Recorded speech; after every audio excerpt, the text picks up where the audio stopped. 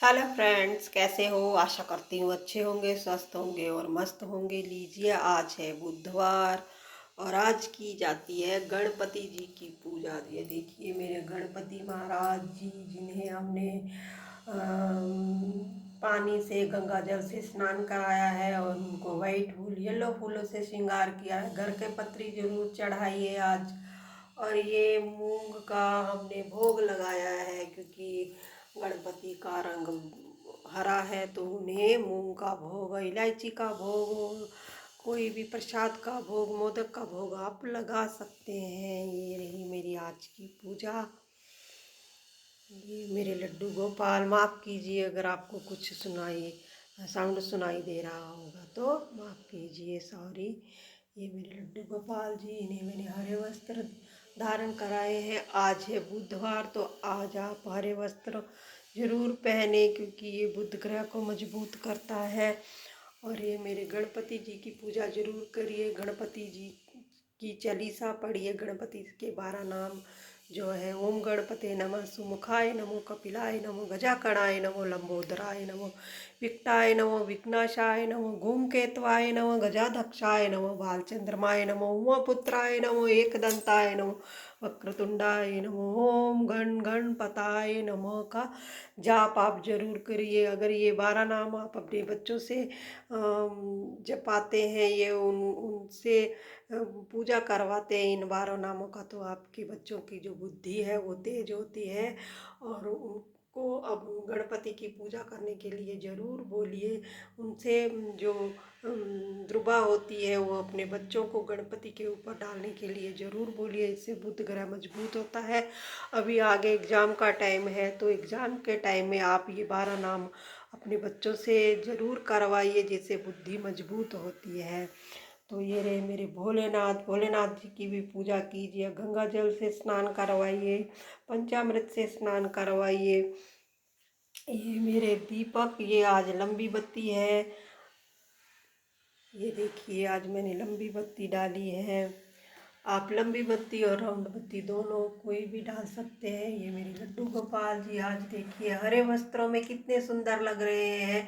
मैं इनका श्रृंगार थोड़ा सा सिंपल करती हूँ, क्योंकि बच्चों को थोड़ा सा हमें सिंपल ही रखना चाहिए। जब कोई त्योहार आता है तभी मैं इनका भव्य श्रृंगार करती हूँ, नहीं तो मैं इन्हें हल्के फुल्के वस्त्र ही पहनाती हूँ।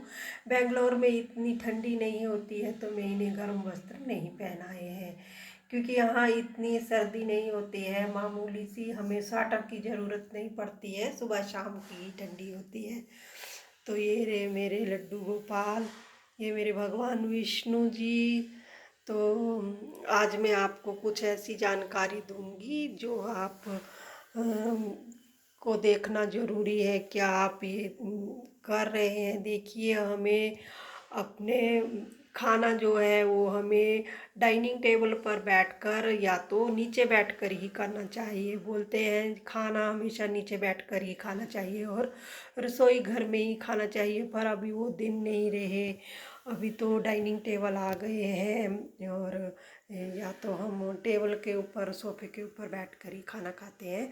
पर हमें अपने बेड, जहाँ हम सोते हैं वहाँ पे हमें खाना नहीं खाना चाहिए। बेड के ऊपर बैठने से, खाना खाने से जो घर में दरिद्रता आती है और निद्रा देवी नाराज हो जाती है। देखिए, जहाँ हम सोते हैं सारा दिन हम काम कर कर आते हैं और हमें सोना भी ज़रूरी है। अगर हम सोएंगे तो ही हम अगले दिन अच्छे से उठेंगे। जो हमारा मन है वो शांत होगा। जब हमको नींद ही अच्छी नहीं आएगी तो हमारा मन भी कैसे शांत रहेगा। तो इसलिए हमें बेड के ऊपर ऐसे कोई भी काम नहीं करने चाहिए जिससे हमें निद्रा में, जो हमारी नींद है उसमें परेशानी हो। हमें बेड के ऊपर बैठकर कोई भी चीज़, कोई भी वस्तु नहीं खानी चाहिए। उनके आसपास हमें, जैसे दवाई वगैरह हुई, वो भी हमें अपने सहाराने ऊपर नहीं रखनी चाहिए। कोई कोई ऐसा है दवाई भी अपने बेड के सहाराने में रख देता है, ये भी हमें बीमार बनाता है। हमें नहीं रखनी चाहिए दवाई भी। हमें बेड के आसपास चप्पली भी नहीं रखनी चाहिए, ये भी नकारात्मकता को बढ़ावा देती है चप्पल।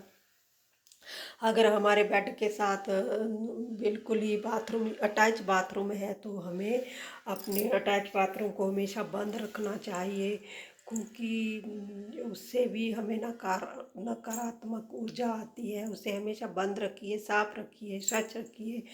और बेड के जो बेड शीट होती है उसे भी हमें साफ सुथरा ही बिछाना चाहिए। हमें मैली फटी हुई जो बेड शीट है वो हमें नहीं ही बिछानी चाहिए। और रही उस कमरे की बात, तो हमें वहाँ पे हल्का रंग ही यूज़ करना चाहिए, क्योंकि बोलते हैं जहाँ हम सोते हैं वहाँ डार्क कलर नहीं होना चाहिए। हमें लाइट कलर के ही पर्दे लगाने चाहिए और लाइट ही पेंट होना चाहिए। ज़्यादातर हम जो वॉल है वो हमें पीले रंग की, ब्लू स्काई ब्लू कलर होता है वो, और या तो वाइट कलर ही करवाना चाहिए, जिससे हमारा मन शांत रहे। देखिए जहाँ हम सोते हैं वो जगह हमें अच्छी शांत वातावरण रहे, वही अच्छा रहता है। तो हमें इन बातों का हमें ख्याल रखना चाहिए।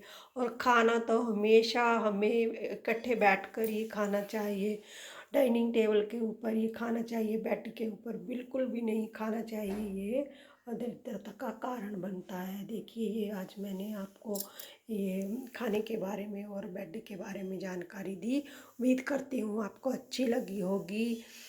ये रही मेरी आज की पूजा। देखिए मैं अपने लड्डू गोपाल जी के दर्शनों के साथ छोड़े जाती हूँ। राधे राधे, नमस्कार।